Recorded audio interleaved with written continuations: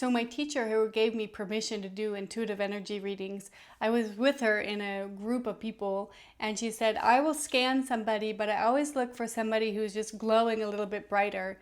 And I was sitting not in the back of the room, but I was blocked by at least a couple rows of people right in the line of somebody. And she literally got up on her toes and looked over the person in front of me to catch me. She said, yeah, you're glowing a little bit more. And then she said, you knew I was going to call on you, didn't you? And I looked back and I said, yes, I did. And part of that is because I see people glow. It's a very exciting thing. I've really used it to increase my confidence, stepping in and talking to somebody and just telling them that they're glowing and see what comes out of that. I can tell you more about that later.